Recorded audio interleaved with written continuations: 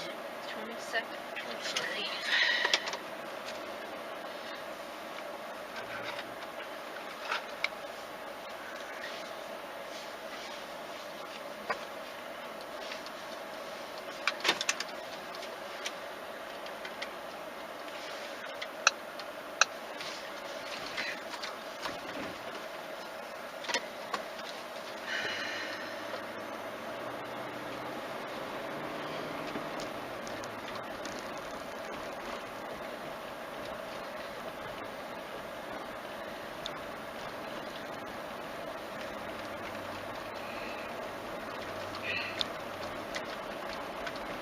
Here first. There are a few names that are floating around.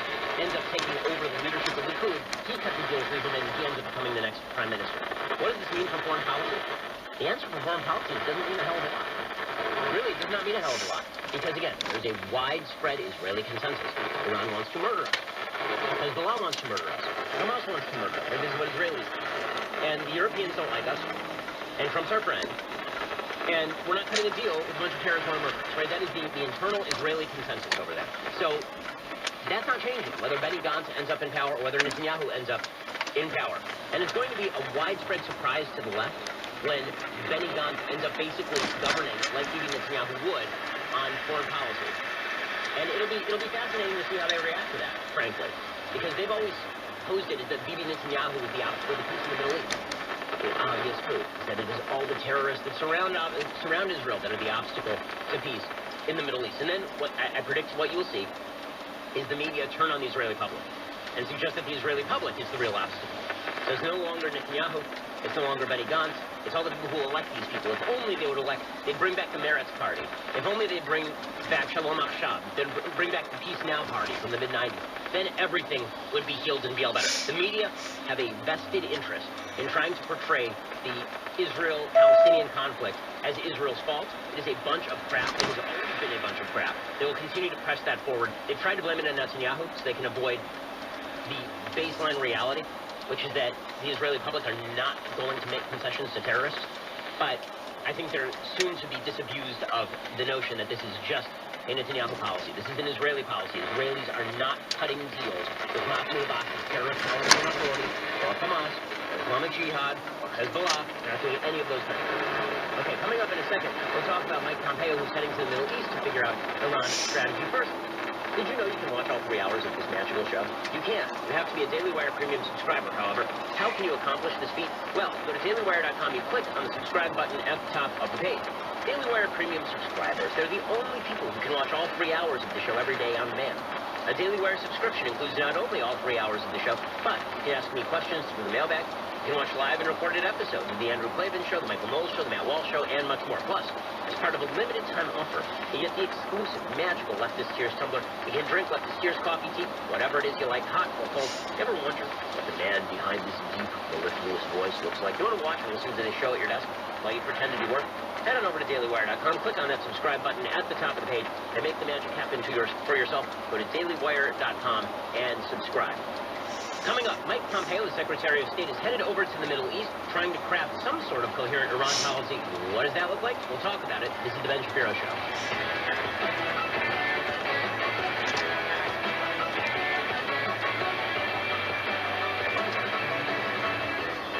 This is Robert Maddox with Hahn Roofing. I'm a Louisiana native born and raised in Rapides Parish.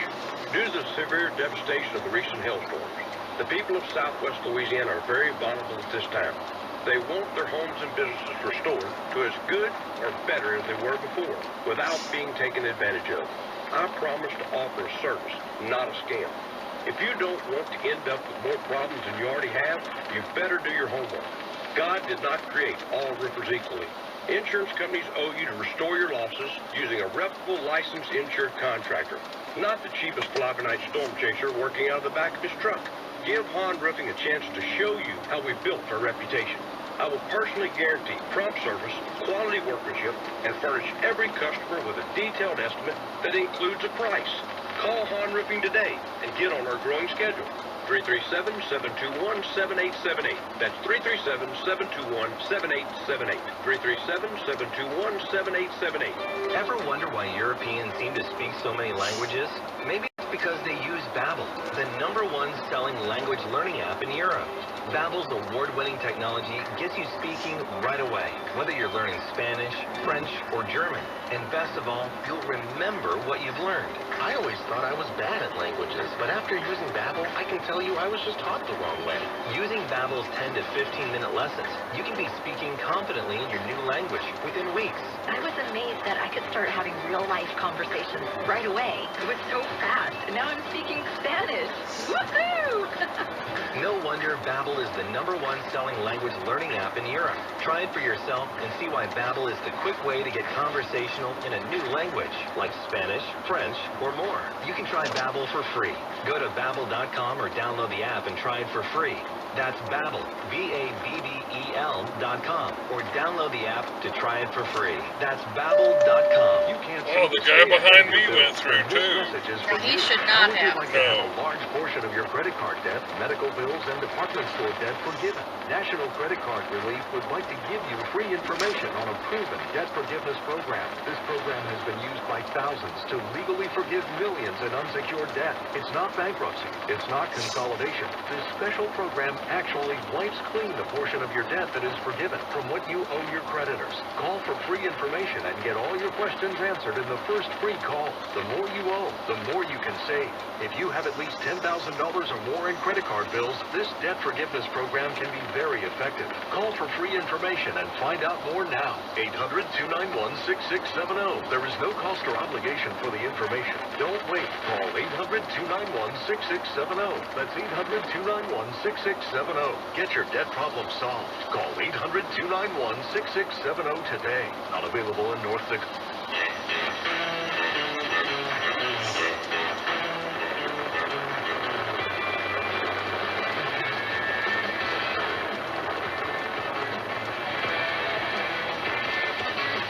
Welcome back. This is the Ben Shapiro Show. So Mike Pompeo is headed over to the Middle East.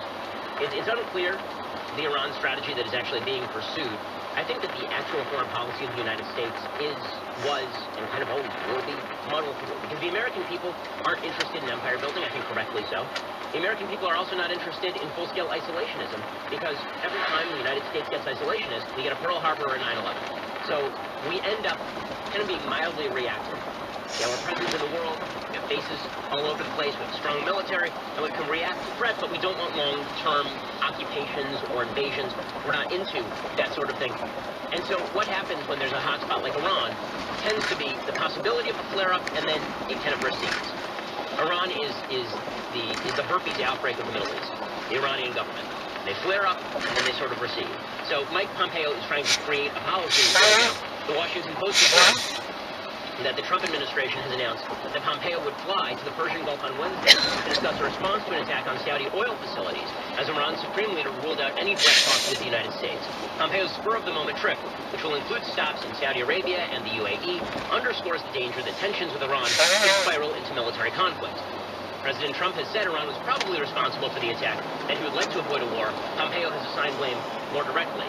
Now, Trump obviously does not wish for there to be a war with Iran at this point. This is why I've suggested that the likeliest solution here is that the United States pledges to strengthen the defense of Saudi Arabia without pledging any sort of aggressive action against Iran. I think that's probably the happy medium where the U.S. ends up. We maybe end up helping flags and tankers in the Straits of Hormuz and guiding those tankers through the Straits of Hormuz against the possibility of Iranian aggression, reestablishing some sense of deterrence. The weekend attack, which the United States says it believes originated in Iran, despite claims by rebels in Yemen that they carried it out, appears to have dashed all hope that Trump might meet with Iranian President Hassan Rouhani at the UN General Assembly in New York. Well, the Iranians, I don't think, were all that interested in face-to-face meetings with Trump. I think they're more interested in pressuring the Europeans to break with Trump and undermine the JCPOA, the revocation of the Iran nuclear deal. The Europeans want to surrender to Iran. Okay, it is pretty much that simple. The Europeans want Iran to get their money. They want Iran to be part of the world economy, and they don't care if Iran spreads terrorism all over the Middle East. They simply don't care, because they figure the U.S. is going to foot the bill anyway if something goes wrong, which unfortunately has been European foreign policy since basically the late Cold War. Now, the fact that Trump, when Trump says that the Europeans cannot pay their fair share for defense, that is technically true. I mean, the United States basically footed the bill for all of European defense for several decades during the Cold War, and that pursue that policy again, but there will be some tragic consequences to that policy. And you're starting, by the way, to see those consequences in terms of the outbreak of national sentiment in Europe, largely driven by the increase in unvetted Muslim refugees coming from the Middle East into the heart of Europe and creating all sorts of social schisms. Okay, the Iran Supreme Leader Ayatollah Ali Khamenei said all the officials in the Islamic Republic unanimously believe there will be no negotiations at any level with the United States. Again, they're trying to pressure the Europeans. This is not about the United States at this point. I think that the way this ends probably is with the United States trying to strengthen, shore up Saudi defenses without getting involved in a conflict. Coming up, more on the polls, Joe Biden versus Bernie Sanders versus Elizabeth Warren. Why war is soon to break out between Elizabeth Warren and Bernie Sanders. It's coming, folks. Get ready. This is the Ben Shapiro Show.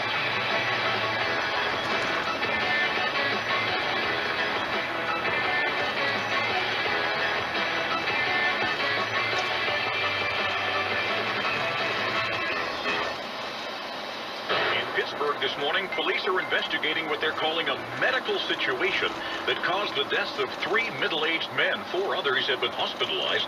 Mysteriously, all of the men were wearing orange paper wristbands. Iran's Foreign Minister Javad Zarif says it would be all-out war if the American or Saudi military strike his country. On Fox News Sunday, Secretary of State Mike Pompeo said Zarif isn't someone we should be concerned about. We're certainly deeply aware of the risks. That's why we want to resolve this in a way that doesn't resort to kinetic action if it's at all possible to achieve that. But as for Zarif, I don't know why anybody listens to him. He has nothing to do with Iranian foreign policy. He lies all the time. Today, Iranian President Hassan Rouhani said Western powers should leave the security of the Persian Gulf to regional nations to be led by Iran. He said he would announce a peace plan at this week's upcoming high-level meetings at the United Nations. I'm Christopher Cruz. Sponsored by Balance Publishing. Texting privacy policy terms and conditions are posted at textrules.us. Texting enrolls for recurring automated marketing messages by text. Message and data rates may apply. This is a public warning. If you own any U.S. stocks, you could soon be a victim to the biggest mass deception in U.S. financial history. To spread the word, a professor who's lectured at Harvard University and the Wharton Business School has just posted a 3-minute expose on why you're being lied to by the financial system and what it means for your retirement. Visit stockmarketscandal6.com. All one word, there. Watch a 3-minute public announcement from Professor Joel Lichtman, a forensic accountant who warned Americans about the market crash in 2008. Before it's too late, visit stockmarketscandal6.com to get the full story on what's coming to the stock market, or text the word scandal to 246810. You will hear a disturbing message that affects 8,500 stocks you might be holding right now. A warning that's already attracted 180 of the world's top 300 money managers. Again, go to stockmarketscandal6.com or text scandal, SCANDAL, to Mark Patrick Hypnosis is coming to Lake Charles on September 24th for 1 day only. Here, Mark talks about how hypnosis works to help people lose weight or stop smoking. We all have an image of ourselves, and that image, if we have an image of a non-smoker, we attract non-smoker behaviors and beliefs. So we have an image of a smoker, we attract the habits of a smoker. If we have the image of a person who is overweight, we live up to those expectations. So one of the things we focus on with our programs is this, is we work on, at the subconscious level, the image or snapshot of yourself. If you have a healthy image, you attract healthy habits. We work on, under hypnosis, taking the pleasure association out for smokers that they have towards smoking, putting back in what they already know consciously, that it's a filthy, disgusting habit that they never wish they start in the first place, that's killing them dead. And we get them out in these sessions feeling good about themselves, and guess what? They want to do these things instead of feel like they have to do them. Don't miss Mark Patrick Seminars on September 24th at the Holiday Inn and Suites. For more information, go to markpatrickseminars.com. Mike Reese. He's a conservative small business owner who's had to meet a payroll, stay on budget, and fight high taxes and more red tape. Mike Reese is running for state senate because state government is out of control. Louisiana's job climate is getting worse, not better, and it's tearing apart our communities. The politicians had their chance and blew it. It's time for new leadership, focused on getting results for our people.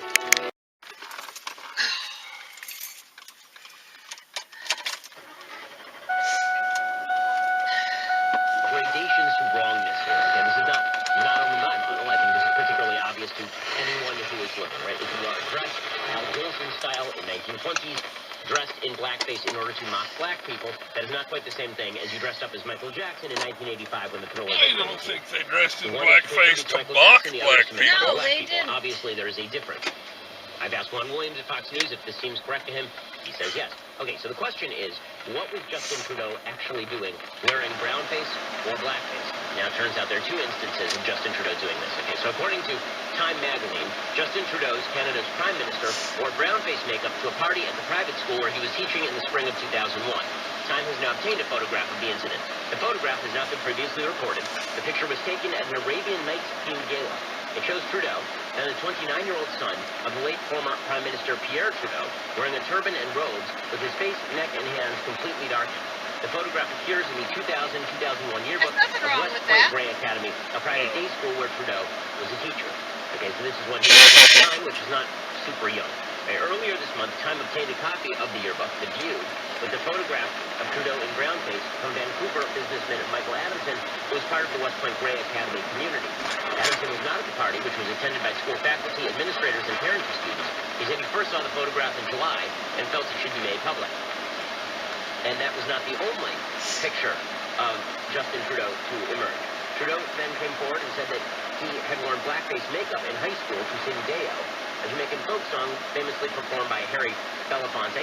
And there is this picture of him from a high school yearbook dressed up in an afro and with his face darkened, presumably to sing Deo. And then tape has now emerged of him dressed in a very similar outfit in which he is singing Deo. And here was Global News reporting. It did confirm to us last night that we are looking at Justin Trudeau in this video. You can see that he has blackface makeup on. It's covering his face, neck, his arms and hands, and you can see between the tears in his jeans there that he also appears to have the makeup down his legs as well. This, as you mentioned, is the third image of him within about 12 hours that has come out.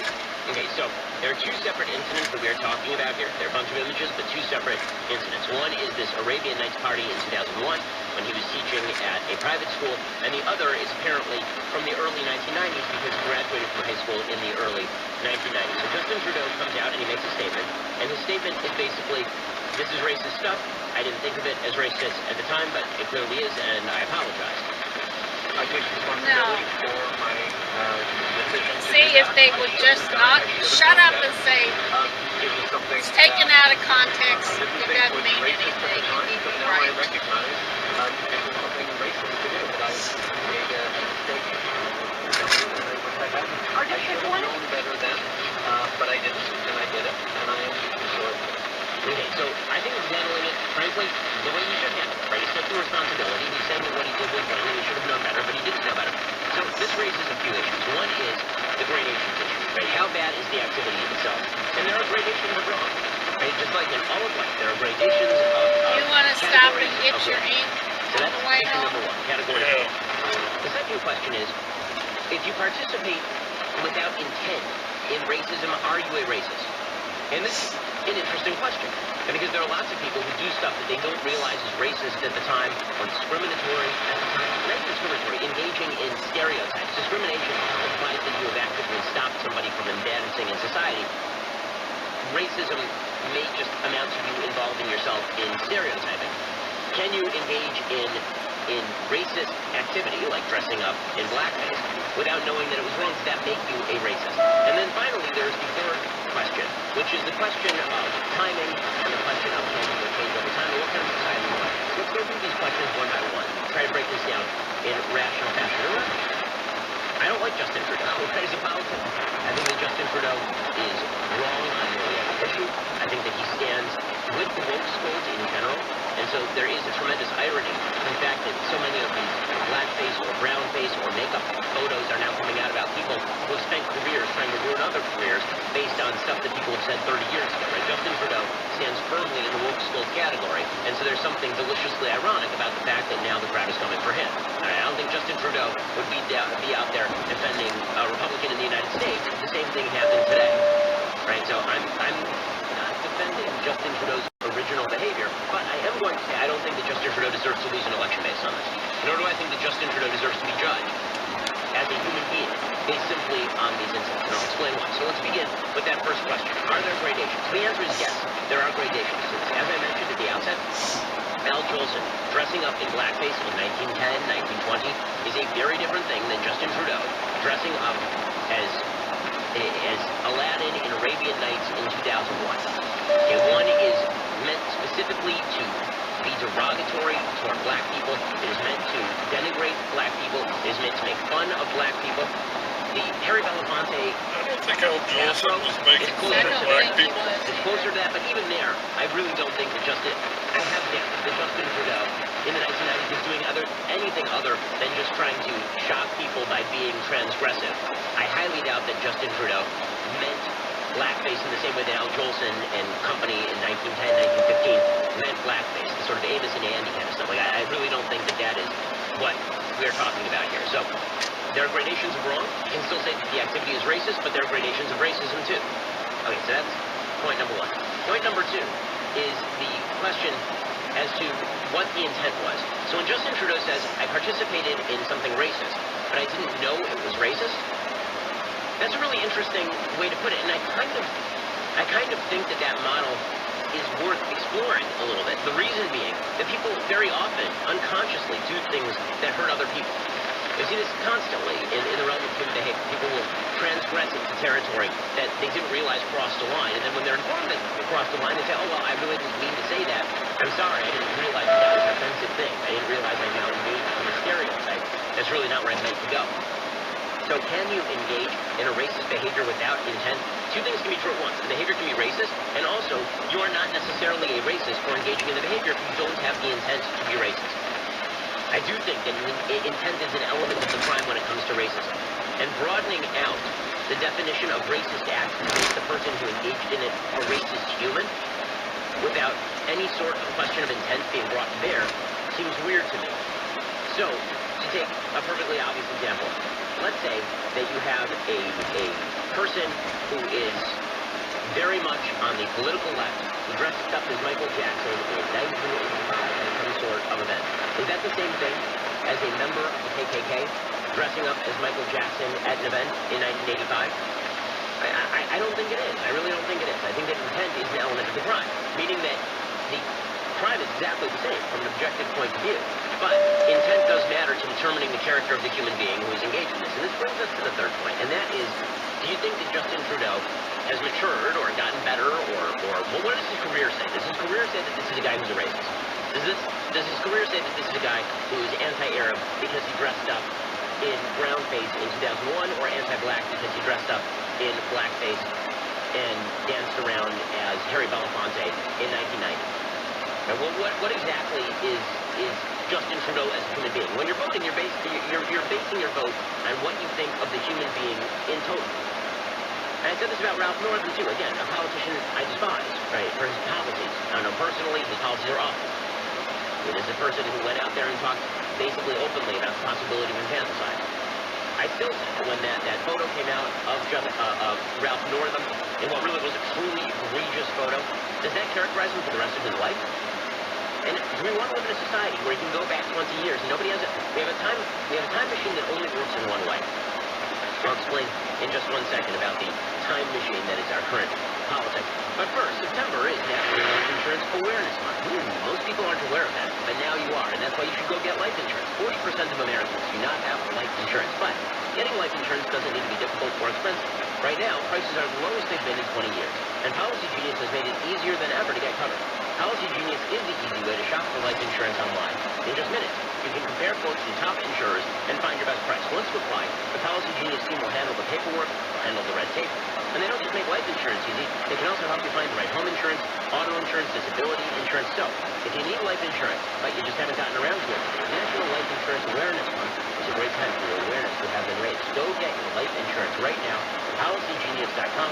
Get quotes, apply in minutes, you can do the whole thing on your phone right this very instant. Policy Genius is the easy way to compare and buy life insurance with a responsible family. With the goal, take care of your family, don't leave them in the lurch. Lost another classmate. Go get life insurance you need. Brenda Garrett. PolicyGenius.com. Again. Really? PolicyGenius.com. What happened? Okay, so Trudeau She died. the statement. Why died? To go back to the point I was making. She was at the right now, reunion. we live in She an era was? in politics Yeah. in which apology is considered a sin. I know the name, I don't remember That's not her. me. We say, but you did it 20 years ago. The one that came up and you did it 20 years ago. And we're going to bring it up. And we're not going to let you explain it. We're not going to let you explain how you transform or why the night before Friday, on Friday night, and was sitting across the table from us and talked for a long time with the dark hair.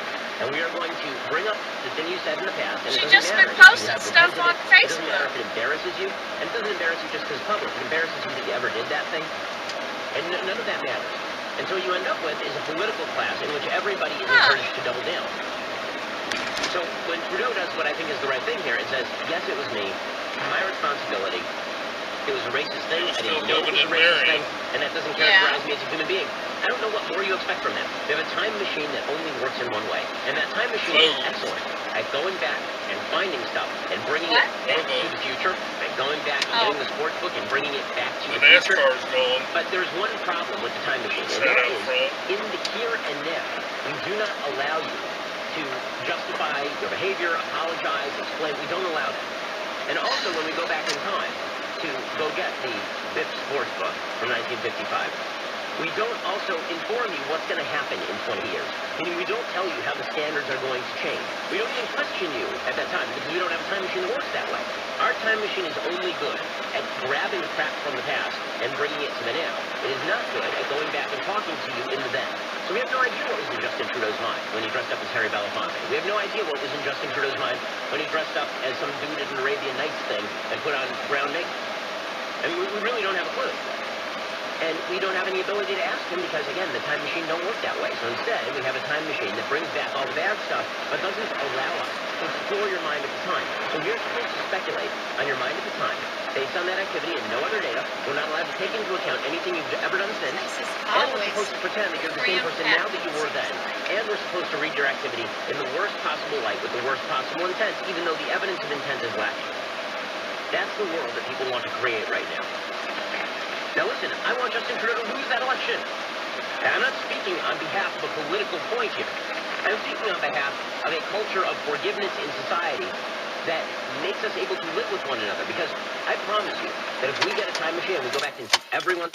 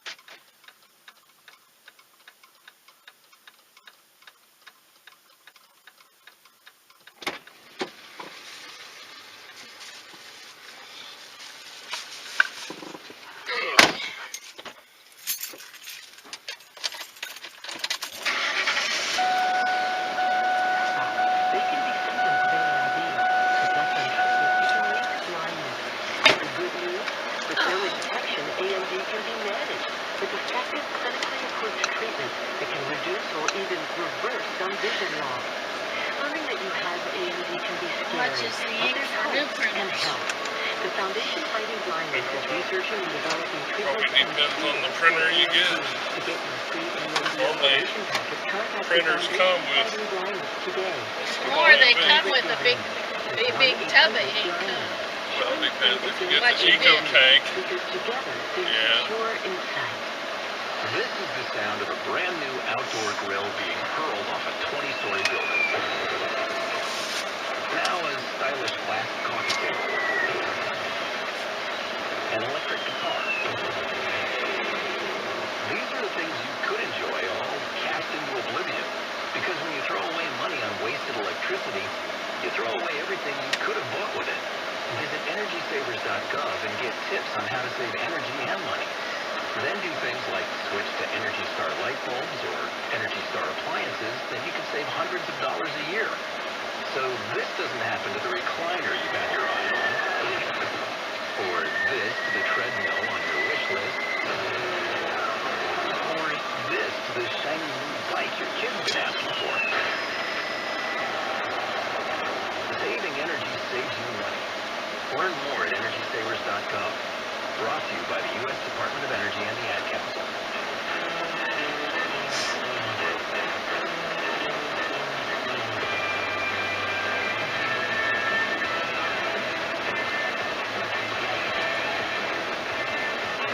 Welcome back to the Ben Shapiro Show. So big exclusive bombshell in the Washington Post suggests that President Trump spoke to a foreign leader and promised to a foreign leader was such an alarming promise that somebody in the intelligence community filed a whistleblower complaint, and now we have a standoff between the intelligence community and Congress.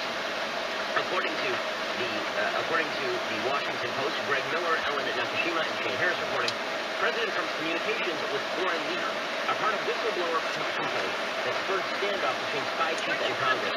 Former officials. This is really complex. Well, it was. So let's try to break it down. They say the whistleblower complaint that has triggered a tense showdown between the U.S. intelligence community and Congress involves President Trump's communications with a foreign leader, according to three former U.S. officials familiar with the matter. Trump's interaction with the foreign leader included a promise that was regarded as so troubling, it prompted an official in the U.S. intelligence community to file a formal whistleblower complaint with the Inspector General for the intelligence community, said the former officials, speaking on the condition of anonymity because they were not authorized to discuss the matter publicly. So, another leak from the administration. It was not immediately clear which foreign leader Trump was talking to or what he pledged to deliver, but his direct involvement in the matter has not been previously disclosed. It raised new questions about the president's handling of sensitive information and may further strain relationships with U.S. spy agencies. One former official said that the communication was a phone call. The White House declined to comment. Late Wednesday night, the Office of the Director of National Intelligence and a lawyer representing the whistleblower declined to comment. Intelligence Community Inspector General Michael Atkinson determined that the complaint was credible and troubling enough to be considered a matter of urgent concern, a legal threshold that requires notification of Congressional Oversight Committee. So in other words, someone in the intel community filed a so-called whistleblower complaint. A whistleblower complaint, once filed, means you can't be fired for having blown the whistle.